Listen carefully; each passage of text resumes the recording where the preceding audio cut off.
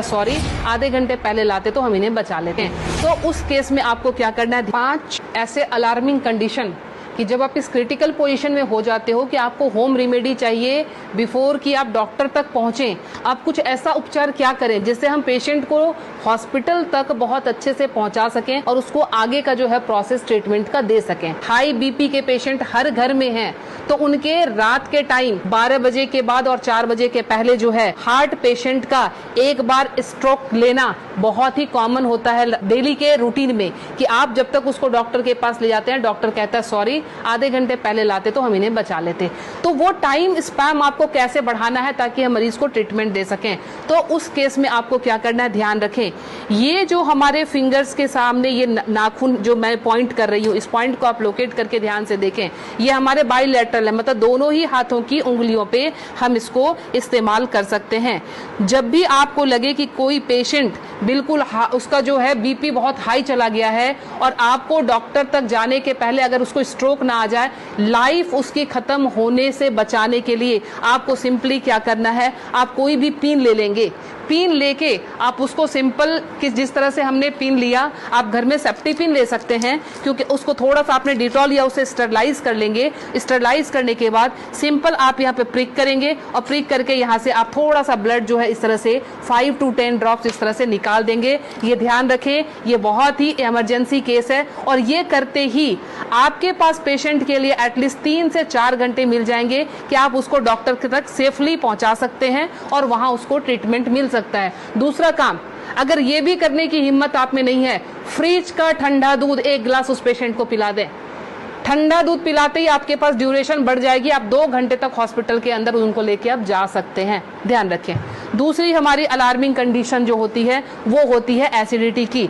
Acidity sometimes इतना high हो जाता है कि रात को सोना मुश्किल, सीने में जलन और भारीपन, उस केस में भी लगता है जैसे हमें हार्ट की प्रॉब्लम आ रही है। उसमें क्या करेंगे, उस केस में कि हमने इस पॉइंट को, एसिडिटी के केस में आपने इस पॉइंट को लेना। पॉइंट लोकेट कैसे करेंगे, तो आपने इस तरह से अपने थंब के इस वाले पॉइंट को, फर्स्ट पोर को यहाँ से मेजर कर लेंगे, खोल के यहाँ से मेजर करके आपका जहां ये टच हो रहा है यहाँ से आपने इसको प्रेस करना शुरू किया।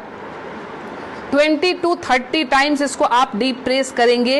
एसिडिटी बन रही है या फिर सर दर्द हो रहा है एक्सट्रीम पोजीशन पे, आपको उस समय वो रिलैक्स देना शुरू कर देगा, क्योंकि जब जलन होती है आपके बब्स निकलते नहीं है, इसीलिए वो यहाँ पे अटैक कर रहा होता है, जिससे पेन आना शुरू हो जाता है। तो आपको क्या करना है, इसको प्रेस करेंगे, आपको रिलैक्सेशन होना शुरू हो जाएगा। तीसरी चीज, हमारे मोशन सिकनेस या हम ट्रैवल कर रहे हैं तो हमें वॉमिटिंग आती है, या जनरल केस में भी अगर वॉमिटिंग आती है या नॉजिया रहती है, वॉमिटिंग टेंडेंसी, वॉमिटिंग आ नहीं रही है बट ऐसा लगता है कि वॉमिटिंग आएगी, इस केस को हम कैसे हैंडल करेंगे।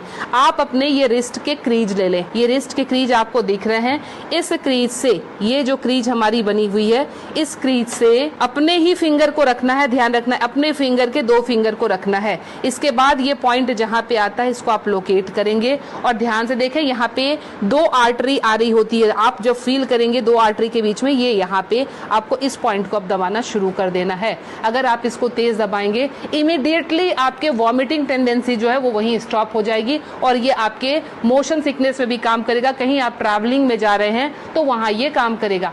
अब मोशन सिकनेस को रोकने के लिए घरेलू उपाय क्या करें। पुराने जमाने में ध्यान है आपको 10 पैसे के और 5 पैसे के सिक्के मिलते थे, वो सिक्के अगर आपके पास हैं तो सिक्के को सिर्फ मुंह में रख लेना है, कुछ नहीं करना है।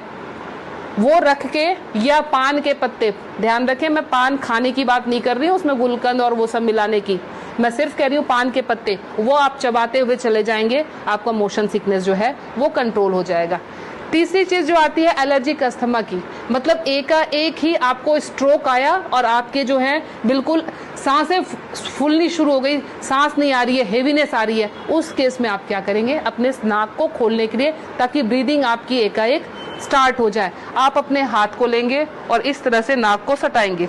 नाक की टिप जो है हाथ के जिस पार्ट को टच कर रही है उसको दबाना शुरू करेंगे, और ये बहुत पेनफुल होता है, ध्यान रखें। आप अपने आप भी इसको दबा नहीं पाएंगे, बहुत ज्यादा पेन होता है। हमने पेशेंट को ऐसे किया, ये टिप जहां पे आया, और ये 90% पेशेंट को ये पेनफुल वैसे भी होता है। आप उठा लीजिए, अब ये यहाँ पे इनका टच हुआ था, ये जब हम दबाएंगे 90% पेशेंट को वैसे भी, क्योंकि हल्के हल्के एलर्जी की प्रॉब्लम इन दिनों महामारी के बाद लंग्स सबके वीक हुए हैं, तो सबके जो है ये प्रॉब्लम रहती ही रहती है।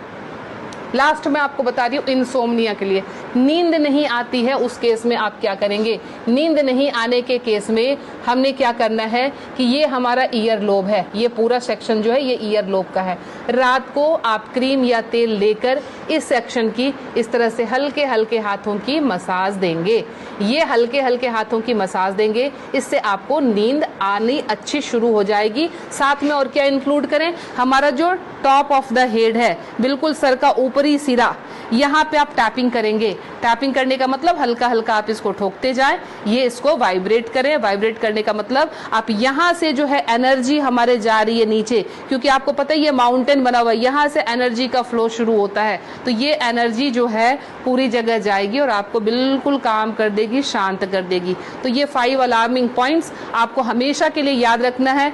पता नहीं आज आपने देखा, भूल गए, कल आपको जरूरत पड़ जाए, तो इसलिए आप प्लीज इसे सेव कर लें, अच्छे से देख लें और समझ जाएं, और अपना ट्रीटमेंट इमरजेंसी केस में जरूर कर लें। मैं Leena Shrigyan, naturopathy and alternative therapy expert, नई दिल्ली से। मुझसे मिलने के लिए